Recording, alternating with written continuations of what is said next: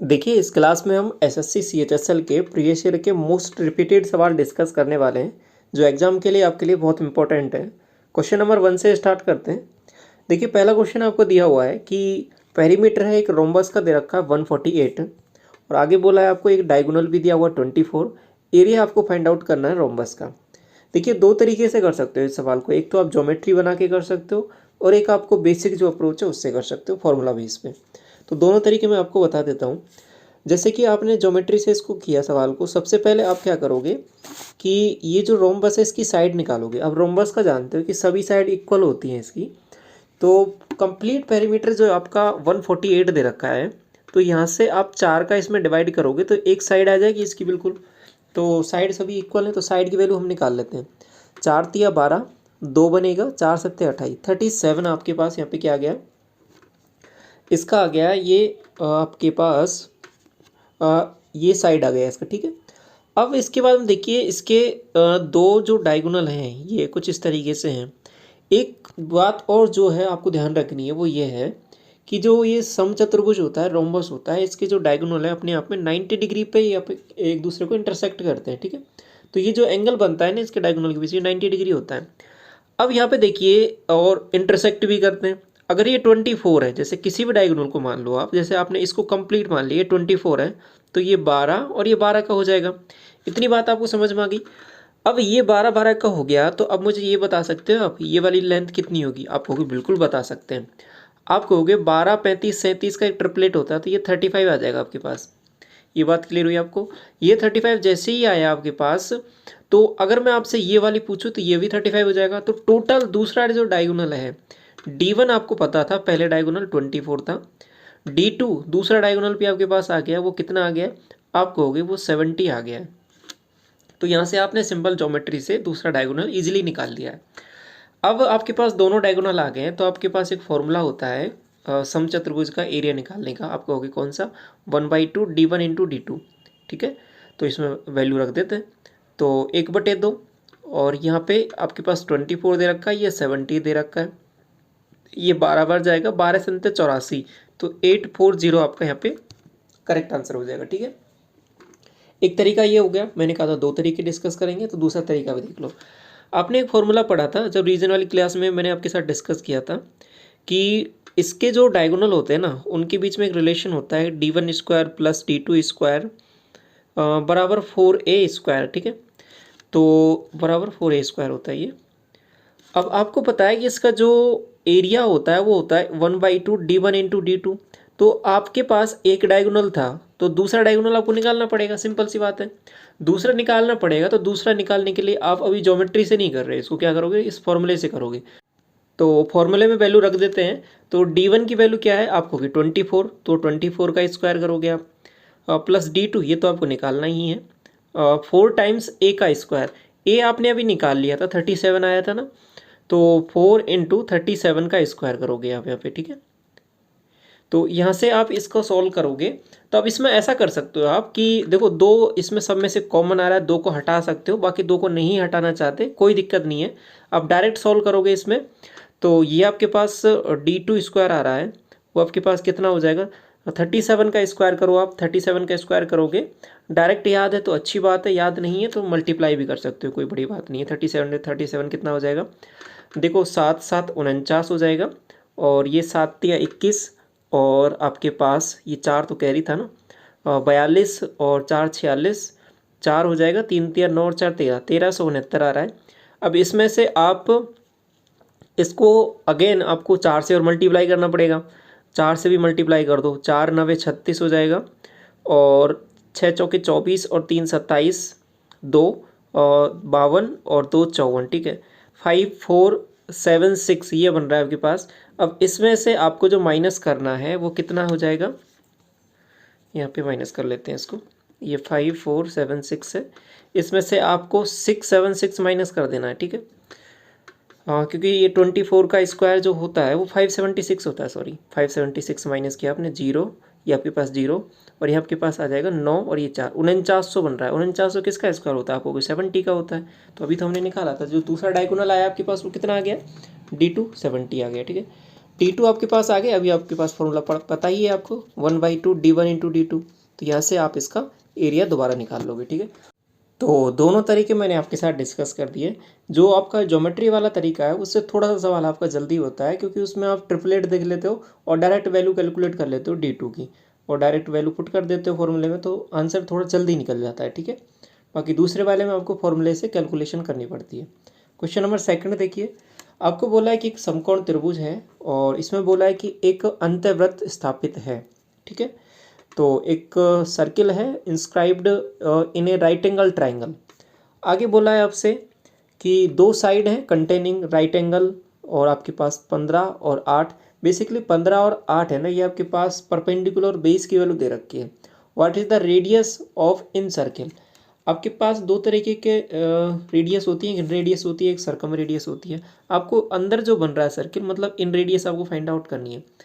देखिए याद करो रिवीजन वाली क्लास, उसमें डोज नंबर फर्स्ट मैंने एक इस रेडियस के रिगार्डिंग कंप्लीट डिस्कस की थी, इन रेडियस और सरकम रेडियस के रिगार्डिंग सब कुछ ऑल टोटल सब चीज़ें बता दी थी। उसमें मैंने बताया था जब राइट एंगल ट्राइंगल होता है आपके पास, तो आपके पास एक फॉर्मूला होता है P + B - H / 2, ठीक है। Perpendicular plus base minus hypotenuse / 2, ये आपके पास किस में होता है, जब इन रेडियस आपको फाइंड आउट करनी है और राइट एंगल ट्राइंगल दे रखा हो। आप कहोगे 8 दे रखा है और 15 दे रखा है, और एक और ट्रिपलेट होता है आपके पास, क्योंकि राइट एंगल ट्राइंगल है तो 8, 15, 17 का ट्रिपलेट होता है। 17 तो सबसे बड़ी भुजा हो जाएगी, इसमें से एक बेस हो जाएगा, एक परपेंडिकुलर हो जाएगा। तो आपके पास फॉर्मूले में वैल्यू पुट कर दो, तो आप कहोगे 8 + 15, और इसमें सबसे बड़ी भुजा को माइनस करना है, /2। तो आप कहोगे 23, 23 में से आप 17 माइनस करोगे, आप कहोगे 6, 6/2, आपके पास आंसर आ जाएगा कितना, 3 आंसर आ जाएगा, ठीक है। तो ये आपको ऑप्शन नंबर डी करेक्ट हो गया यहाँ पे। समझ में आया। क्वेश्चन नंबर 3 देखिए, आपको वैल्यू दे रखी है x + y + z की, और ये वैल्यू भी दे रखी है, ये वाली वैल्यू फाइंड आउट करनी है। मैंने बताया था कि जब x3 y3 z3 - 3xyz दिया हो, आपको 3 फॉर्मूले ध्यान रखने हैं, और तीनों फॉर्मूले से कोई सा भी किसी से भी पूछा जा सकता है आपसे सवाल। ये वाला देखिए, ये सेकंड वाला फॉर्मूला है। सेकंड वाला फॉर्मूला कैसा था, इसके 3 फॉर्मूले बताए थे ना मैंने, रिवीजन वाली क्लास याद करो, आपने सबने देख रखी है वो सभी। x3 y3 z3 - 3xyz बराबर, आप क्या करोगे, इसमें फॉर्मूला हमने जो ड्राइव किया था वो फॉर्मूला x + y + z, और यहाँ पे क्या आ जाएगा, x + y + z का whole square -3 times xy + yz + zx, ये था आपके पास फॉर्मूला, ठीक है। तो आप कहोगे x + y + z की वैल्यू गिवन है आपको, कितने दे रखी है, 7, 7 रख दो। ये वाली वैल्यू भी गिवन है, 7 का स्क्वायर करो, 7 का 49 हो जाएगा, 49। 3 टाइम्स इसका कर दो, 3 टाइम्स इसका करोगे आपको 24, ये माइनस कर देते हैं।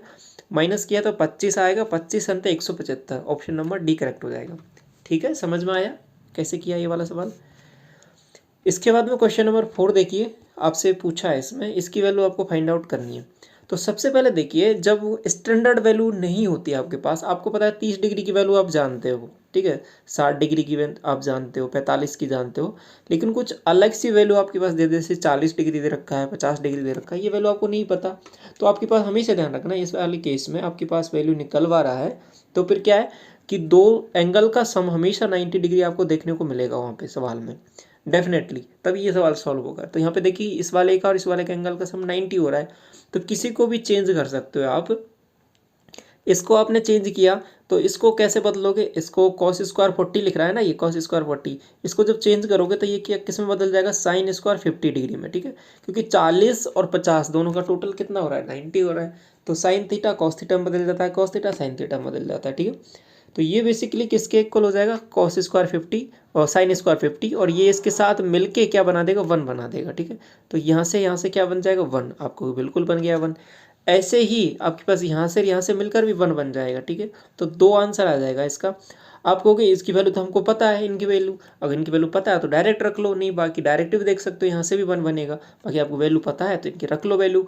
cos स्क्वायर 30 की वैल्यू आप क्या रखोगे, cos की वैल्यू आप कहोगे कि इसकी वैल्यू होती है आपके पास √3/2, स्क्वायर किया आपने तो आप कहोगे 3/4 बन गई। इन दोनों का हमने निकाल लिया था, अभी ओवरऑल 1 आ गया था। इसकी वैल्यू आपको पता है कितनी होती है, 1/2, इसका स्क्वायर करोगे 1/4, 3/4 और 1/4 मिलके क्या बनाएंगे, 1 बना देंगे। 1 ये है और 1 ऑलरेडी ये पहले है आपका, तो ओवरऑल 2 आंसर आ जाएगा। अब भी आपका 2 ही बन रहा है, ठीक है। तो कैसे भी कर सकते हो इसको। अगला सवाल देखिए क्वेश्चन नंबर 5।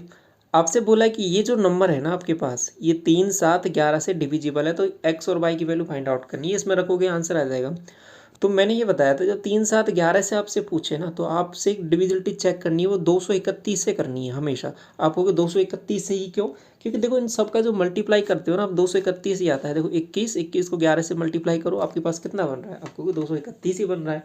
तो 231 से डिविजिबिलिटी आपको चेक करनी है। तो सिंपल क्या करोगे, इसको ऐसा करो कि आपने ये नंबर मान लिया 67299, आपने सबसे बड़ा नंबर मान लिया इसको, ठीक है। अब यहाँ पे जो बचेगा उसको हम रिमाइंडर निकाल के वैल्यू कैलकुलेट कर लेंगे। तो आप इसको क्या करो कि 231 से डिवाइड कर लो। तो डिवाइड किया, आप कहोगे कि 2 बार जाएगा क्या? 23 2 46, 23 या 69, 2 बार ही जाएगा केवल। तो 2 बार जाएगा, 2 बार दिया, 23 दूना 46, ठीक है। माइनस कर लो, ये आपके पास कितना आ जाएगा? यहाँ से 0 आ जाएगा, यहाँ से आपके पास 1 आ जाएगा, और यहाँ से कितना आ जाएगा आपके पास? ये 2 आ जाएगा, ठीक है। इसके बाद में यहाँ से 9 उतार लिया आपने।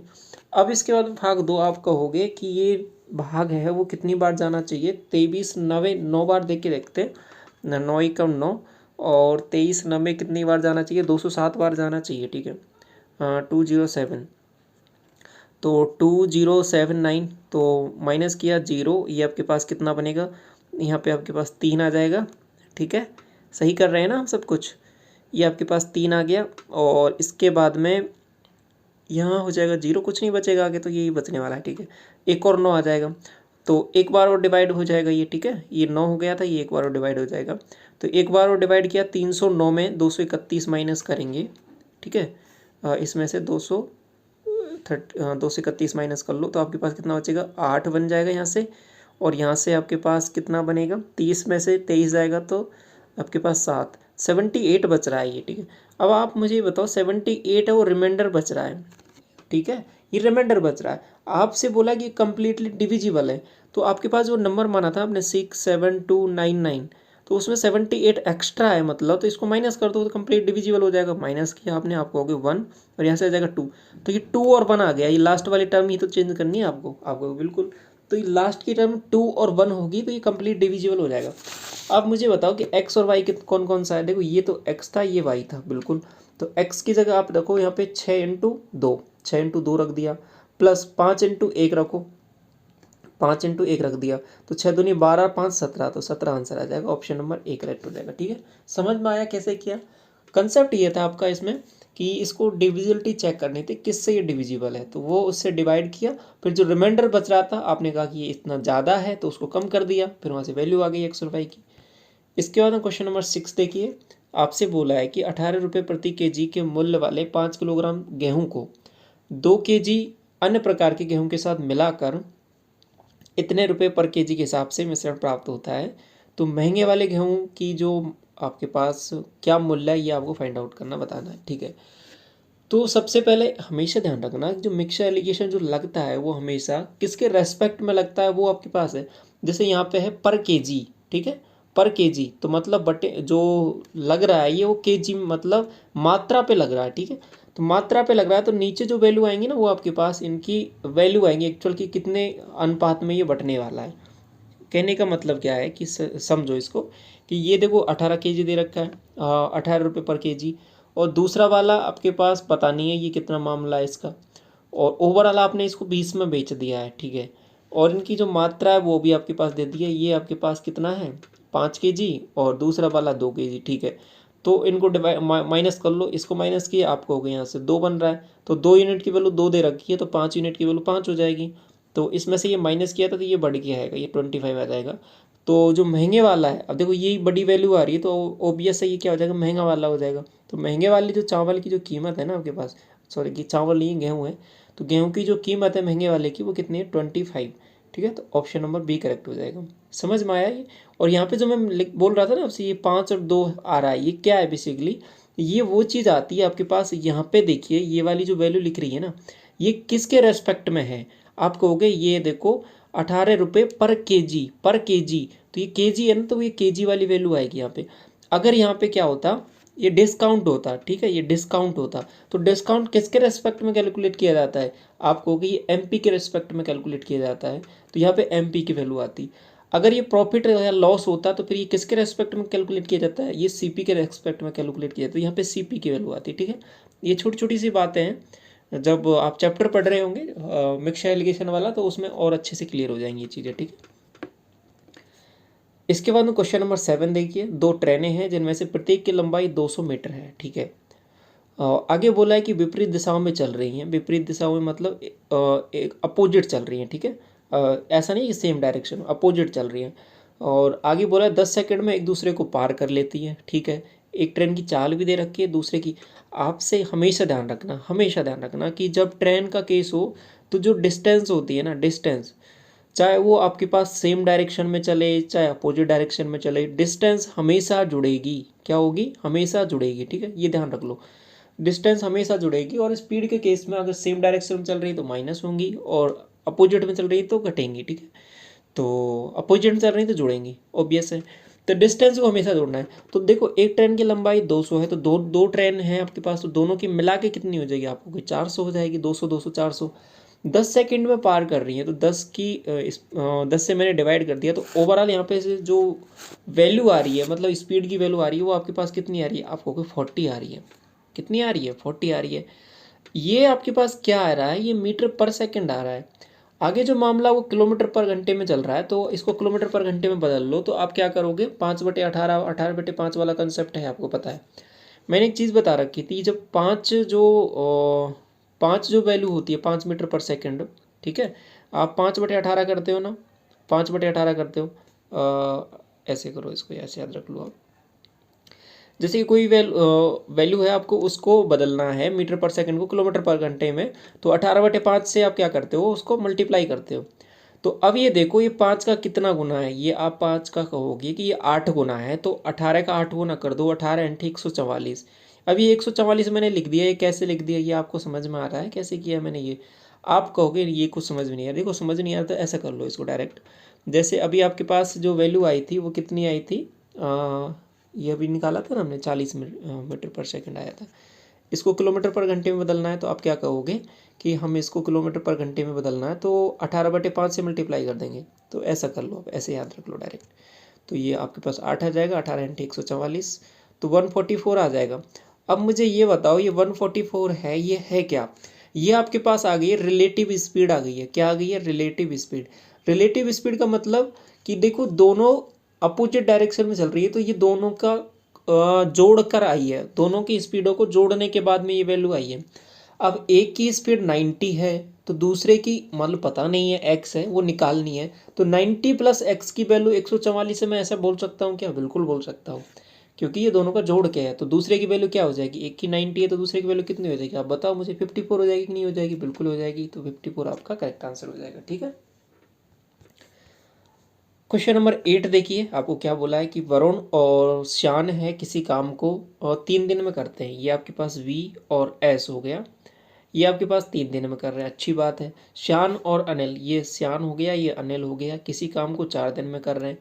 आगे देखिए अनिल है और वरुण है। ये अनिल हो गया, ये प्लस वरुण हो गया। ये कितने दिन में कर रहे हैं? 6 दिन में कर रहे हैं। देखो 2 2 का कंबाइंड दे रखा है।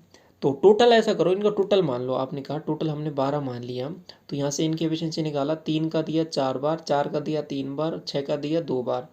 इतनी बात समझ में आई है आपको? अगर मैं सबको जोड़ देता हूँ, सबको जोड़ दिया, तो 2 टाइम्स V S और A ये लिख दूँ, कोई दिक्कत है क्या? नहीं, कोई दिक्कत नहीं, क्योंकि सब 2 2 बार रिपीट हो गए।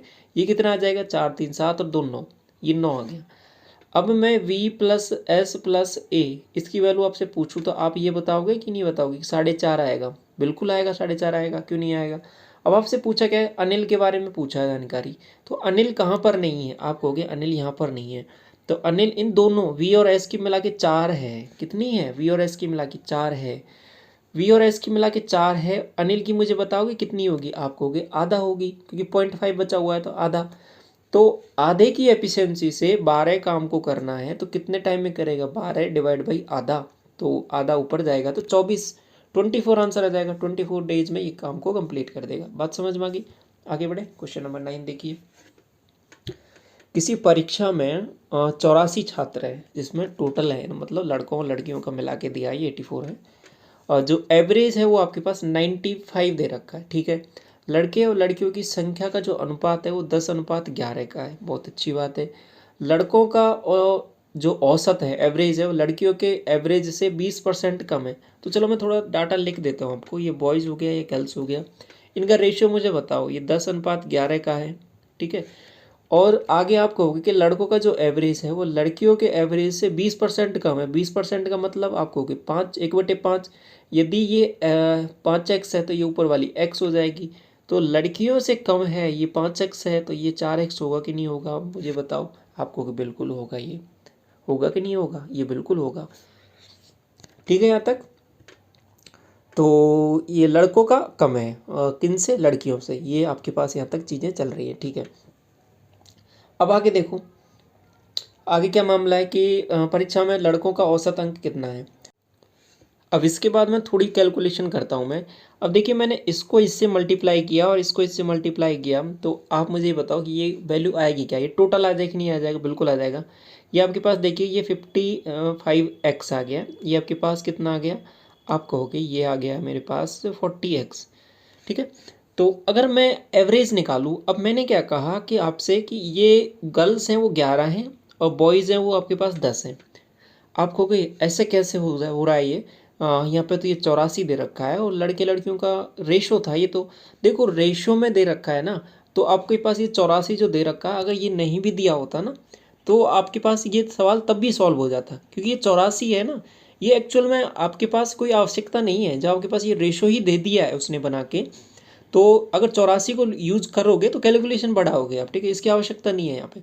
आप सिंपल रेशो पे ही काम कर रहे हो, जब एवरेज ही निकाल रहे हो। एवरेज होता है क्या, बेसिकली अनुपात ही तो होता है। तो अनुपात में क्या है कि अनुपात समानुपात में, रेशियो में आपके पास जो कॉमन फैक्टर है उसको हम हटा देते हैं, तो सिंपल कैलकुलेशन इसके बिना भी हो जाएगी। ये तरीका मैं आपको बहुत बार सिखा चुका हूँ, ठीक है। आप प्रीवियस क्लासेस देखते रहते हो, तो उनमें मैंने हर बार ये कंसेप्ट डिस्कस किया है कि ये वाला जो कंसेप्ट है कि ये जो एक्चुअल वैल्यू दे रखी होती है, इसकी कोई आवश्यकता नहीं है, इसके बिना भी हो जाता है सॉल्व। तो इसको जब मल्टीप्लाई करोगे, इनको दोनों को जोड़ा और डिवाइड बाई, अब मैंने टोटल कितना मान लिया, टोटल इतना ही मान लिया 21, ठीक है। तो इसका जो वैल्यू है वो एवरेज कितना दे रखा है 95, तो ये 95 दे रखा है, बस इतना मामला है। अब इनको ऐड करो, आपको ये ऊपर 95 बन रहा है। तो x की वैल्यू कितनी आ गई, अब मुझे बताओ। x की वैल्यू यहाँ से 21 आ गई कि नहीं आ गई, अब देखो गौर से, 21 आई कि नहीं आई। क्योंकि दोनों को जोड़ा ही 95 हो रहा है, 95 से 95 चला जाएगा, तो x की वैल्यू 21 आ गई। आपसे लड़कों का जो है वो एवरेज पूछा है, लड़कों का मुझे बता दो।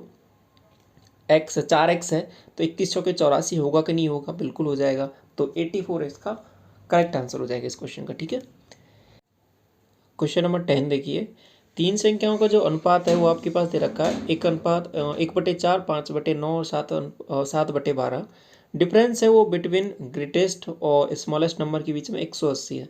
थोड़ा करेक्ट कर लेना, ये इसमें हिंदी में ये 108 लिखा हुआ है और यहाँ पे 180 लिखा हुआ है, तो किसी भी से भी कैलकुलेट कर सकते हो। 180 करना है इसको, ठीक है। 108 से आपका ये ऑप्शन नहीं दे रखे हैं, ठीक है। 180 कर लो इसको हिंदी में। और आपको सम फाइंड आउट करना है तीनों नंबर का। आप कहोगे सबसे पहले ये जो आपके पास नंबर दे रखा है, इसमें हमें फाइंड आउट करना पड़ेगा कौन सा बड़ा है कौन सा छोटा है। इस रेशो को थोड़ा सिंप्लीफाई करते हैं। तो ऐसा करो कि ये जो इसका डिनोमिनेटर है ना, इसमें इसका एलसीएम बताओ मुझे। आप कहोगे 36 है, तो 36 से इस पूरे को मल्टीप्लाई कर दो, इस सभी नंबर्स को, इसको भी इसको भी इसको भी। तो मल्टीप्लाई किया, पहला नंबर किया, तो आप कहोगे 4 9 36, तो ये 9 अनुपात आ गया। यह आपने किया 9 4 और 4 5 20 बन गया, और ये आपके पास 3 7 21 बन गया, ठीक है। ये अनुपात बन गया। अभी मुझे बताओ, सबसे बड़ा नंबर ये हो जाएगा, सबसे छोटा ये हो जाएगा, दोनों का डिफरेंस है वो आपके पास कितना दे रखा है 180। तो 180 है वो आपके पास कितने यूनिट की वैल्यू है, आप कहोगे 12 में से 21 में से 9 जाएगा तो 12 बनेगा। तो इसकी वैल्यू दे रखी है, टोटल निकालना है आपको तीनों का टोटल। तो आप कहोगे 21 और ये 9 30 20 50, 50 यूनिट की वैल्यू निकालनी है। 12 से डिवाइड किया, 12 एकम 12, 6 बचेगा, 12 पंजो 60, 15 5 75, तो 750 आंसर आ जाएगा आपका, ठीक है। Option number D. Question number 11 देखो, किसी वस्तु का जो अंकित मूल्य वो 1360 है। एक दुकानदार एक वस्तु को 25% की छूट पर देने के बाद में 15% की हानि पर बेचता है, तो वस्तु का क्रय मूल्य। मैंने बताया था कि ऐसे सवालों में आपको केवल एक फॉर्मूला याद रखना है, कौन सा, कि सीपी से जो एमपी का जो रेशो होता है वो आपके पास होता है 100 माइनस परसेंटेज डिस्काउंट, और बटे में क्या आता है 100 प्लस माइनस परसेंटेज प्रॉफिट या लॉस। अगर प्रॉफिट हो रहा है तो ऐड करना है, लॉस हो रहा है तो माइनस कर देना है। आप कहोगे यहाँ पे ठीक है, ये बात तो आगे ही हमको समझ है, यहाँ पे लॉस हो रहा है तो माइनस वाला रखेंगे। तो सीपी मुझे बताओ कितना है, सीपी तो आप कहोगे निकालना ही है, कोई दिक्कत नहीं है। एमपी मुझे बताओ, तो 1360 दे रखा है। 100 माइनस डिस्काउंट, 100 माइनस डिस्काउंट आप कहोगे 100 माइनस 25 तो 75, और बटे में क्या आ जाएगा 100 प्लस माइनस पी आएगा क्या। तो देखो 25% की छूट देने के बाद में 15% की हानि होती है, बात समझ में आ रही है आपको। 15% की हानि, तो आप कहोगे 85 ही आ जाएगा। तो सॉल्व कर लो इसको, 5 से काट लो 15 बार, 5 से इसको काटा कितनी बार जाएगा, आपको कि 17 बार जाएगा। ठीक है, तो 17 अंठे 136, ये 0, 15 अंठे 120। ठीक है, तो यहाँ से आपके पास आंसर आ जाएगा, सी पी की वैल्यू 1200 आ जाएगी। Option number C. क्लियर हुई बात, आगे बढ़े। जो फॉर्मूला था वो इम्पोर्टेंट है। किसी वस्तु की कीमत में 28% की वृद्धि होती है, और आगे बोला है इसके खर्च पर 12% की वृद्धि होती है। इसके खपत में होने वाली वृद्धि या कमी आपको बतानी है। तो एक चीज़ मुझे बताओ कि जो खर्च होता है, एक्सपेंडिचर होता है, वो क्या होता है। आपने परसेंटेज क्लास लगाई है तो आपको पता है कि प्राइस इनटू कंजम्पशन दोनों का मल्टीप्लाई होता है। ठीक है, आपको खपत के बारे में जानकारी चाहिए। खपत मतलब कंजम्पशन, कंजम्पशन का फॉर्मूला निकाल लो, आपको कंजम्पशन बराबर हो जाएगा एक्सपेंडिचर बटे प्राइस। तो इसका रेशो देखना है, एक्सपेंडिचर का और प्राइस का रेशो देखना है आपको। तो एक्सपेंडिचर का मुझे बताओ मामला क्या चला है। आप कहोगे एक्सपेंडिचर में मामला ये चला है कि पहले 100 था, बाद में हो गया 112। ठीक है, अब मुझे कीमत में बताओ, कीमत में क्या हुआ। कीमत में आप कहोगे कि इसमें भी वृद्धि हुई है, पहले 100 था, अब बटे में क्यों लिख रहा हूँ ये तो समझ में आ गया ना आपको कि यहाँ पे इसका रेशो चाहिए, और बाद में हो गई 128। तो ठीक है, इतनी मामला हुआ है। तो अब मुझे बताओ कि ये तो पहले था, अब ये बाद में हो गया है, तो बाद में कितना हो गया, 128 से 112 हो गया। कमी हो गई है कि नहीं हो गई, बिल्कुल हो गई है कमी। तो फिर कितने की कमी हुई है आप बताओ। आप कहोगे कि 16 की कमी हुई है। कितने पे कमी हुई, 128 पे। तो कितना हो गया ये रेशो देखो, 16 अंठे 128, 1/8 बन रहा है कि नहीं बन रहा, बन रहा है। तो 1/8 है क्या बेसिकली, और ये कमी है। 1/8 होता है, आप कहोगे कि 12.5% होता है। ठीक है, 12.5%, तो 12.5% की कमी, ये आपका आंसर हो जाएगा, ऑप्शन नंबर डी। देखो वृद्धि वाला भी ऑप्शन है, ये नहीं करना आपको ठीक जल्दबाजी में। 12.5% की कमी, ये वाला टिक करना है। ये क्वेश्चन देखिए, आज की क्लास का लास्ट सवाल है ये, समझिए इसको कैसे करना है। कोई धनराशि है 8% वार्षिक साधारण ब्याज की दर पर 3 वर्ष के में इतनी हो जाती है 9,766 रुपये। और आगे बोला कि उसी साधारण ब्याज दर पर ये 4.5 वर्ष में इतनी हो जाती है। तो रेट की वैल्यू आपको फाइंड आउट करनी है।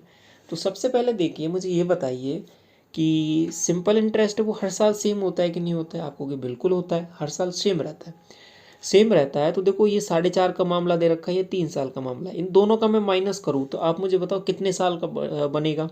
4.5 में से 3 माइनस किया तो आप कहोगे 1.5 साल। ठीक है, 1.5 साल।